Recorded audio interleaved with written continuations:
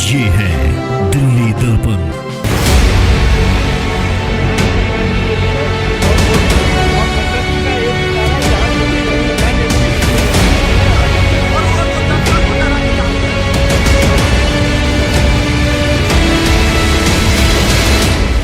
नमस्कार, मैं हूं राजेंद्र स्वामी। आप देख रहे हैं दिल्ली दर्पण टीवी।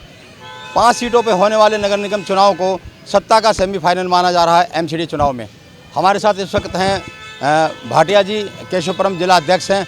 बात करते हैं उनसे। आज आपने 5 सवाल पूछे हैं यहाँ के लोगों से, क्या क्या वो 5 सवाल हैं? देखिए, एक तो शालीमार बाग वार्ड को और शालीमार बाग विधानसभा को उसका हक नहीं मिला। दिल्ली में लगभग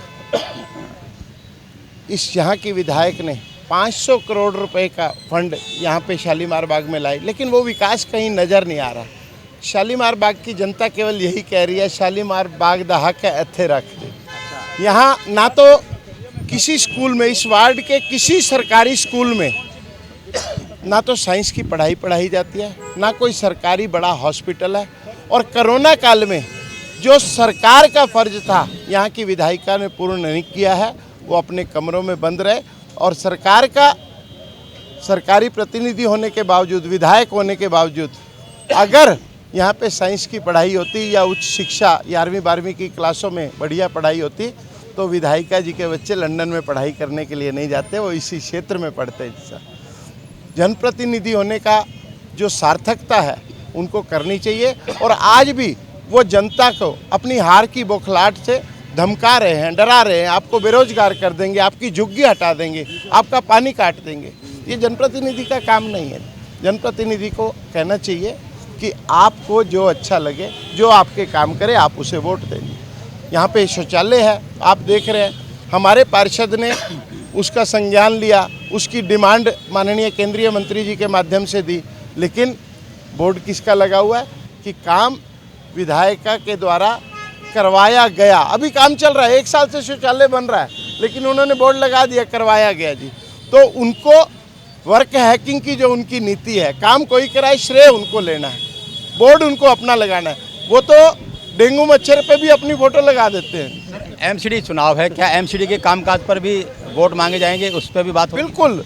रेणु जाजू जी की आकस्मिक मृत्यु के बाद देखिए, संवैधानिक व्यवस्था में 3 चरण है, लोकल बॉडीज, विधायिका और संसद। जब लोकल बॉडीज़ के किसी प्रतिनिधि की मृत्यु हो जाती है तो सीधा फंड एलोकेशन की जिम्मेवारी विधायक के पास आ जाती है। विधायक जी ने वो काम पूर्ण नहीं किया है। जैसे घर में, परिवार में किसी की मृत्यु होती है तो बड़े भाई के माध्यम से घर का खर्चा। अलावा इस विधानसभा में 2 काउंसलर आपके और हैं, 3 काउंसलर बल्कि, उनके कामकाज को सही रिपोर्ट कार्ड एकदम सुपर है। हमारे तीनों कॉरपोरेटर का रिकॉर्ड जो है सुपर है।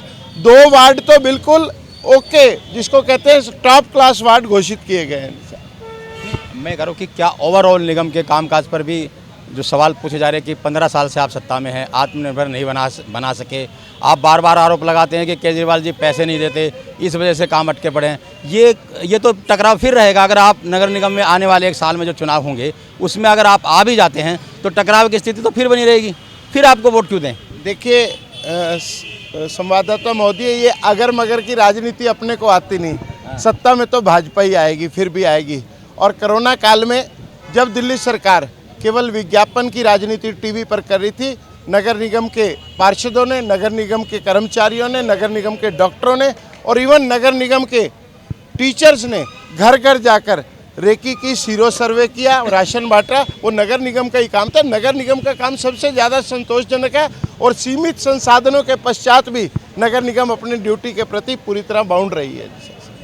आज जितने भी हैं विकास कार्य पूरी दिल्ली में ठप हैं, तनख्वाह मिल नहीं रही है और कोई नए प्रोजेक्ट शुरू हो नहीं पा रहे हैं, और ये स्थिति मुझे लगता नहीं है कि आ पाएगी। आत्मनिर्भर बनाने के लिए एमसीडी ने किया कुछ अभी तक? आत्मनिर्भर बनाने के लिए जो बेसिक जो फंड है, नॉर्थ एमसीडी के बारे में सबको पता है कि जितना नॉर्थ एमसीडी हेल्थ पर खर्च कर रही है वो सबसे ज़्यादा बजट है। 650 करोड़ रुपए से ऊपर हेल्थ में खर्च हो रहा है जी। वो आखिर कहीं से आ रहा है तो खर्च हो रहा है ना जी। सरकार ने तो पैसे रोक रखे हैं। और पूर्व में भी हमारे मेयर्स ने, हमारे नेता सदन ने डिमांड करी थी कि आप इस पर वाइट पेपर दे दीजिए, आपने कितने पैसे देने हैं। वो कभी ये तो नहीं कहते कि हमने पैसे 938 करोड़ रुपए की बात करी। विपक्ष तो हेल्थ पर सबसे ज़्यादा करप्शन के आरोप लगा रहा है। जो उसके HOD हैं डॉक्टर, उसको हटाने की मांग कई बार कर चुके हैं, उन पर कई तरह के एलिगेशन ले चुके हैं। ये आरोप प्रत्यारोप जो आंदोलन से उपजी हुई सरकार है, इसका काम है। जब अपने काम पे इन पे उंगली उठने लगती है तो वो वापसी आरोप लगाने लगते हैं, और इनको आंदोलन और आरोप के सिवा और शब्द भी नहीं आते ये हैं। 3 काम ऐसे बताइए MCD के जिनके आधार पर बीजेपी को वोट दिया जाना चाहिए। देखिए, सफाई व्यवस्था पूरे कोरोना काल में दिल्ली में ठीक रही। चिकित्सा व्यवस्था और सीरो व्यवस्था के लिए MCD ने जो काम किया, इससे ज़्यादा काम और क्या कहते हैं। जब सरकारें सोई हुई थी, MCD जागी हुई थी। देखिए, MCD जब जब काम करने के लिए यहाँ निकली है, काम किया है। और वंदना कुमारी जो यहाँ की विधायक है, उन्होंने कई बार गांव के अंदर, झुग्गियों के अंदर काम को रुकवाया हुआ है। एक उन्होंने टॉयलेट बना रहे हैं, वो पिछले 8 महीने से बन रहा है, अभी तक बन के तैयार नहीं हुआ है। ये हालात हैं। बीजेपी को पूरा भरोसा है कि जो शालीमार विधानसभा में जो नाकामियां हैं वंदना कुमारी की, जो ये बता रहे हैं, उससे नाराज़ है पब्लिक और इसको वोट देगी। कितनी बात इनकी जनता मानती है, ये आने वाले चुनाव में साफ हो जाएगा। कैमरामैन सोनू के साथ राजेंद्र स्वामी, दिल्ली दर्पण TV। लेटेस्ट खबरों के लिए सब्सक्राइब करें हमारा YouTube चैनल या फिर लॉग ऑन करें www.delhidarpantv.com। खबरों की कवरेज और विज्ञापनों के लिए संपर्क करें इस नंबर पर।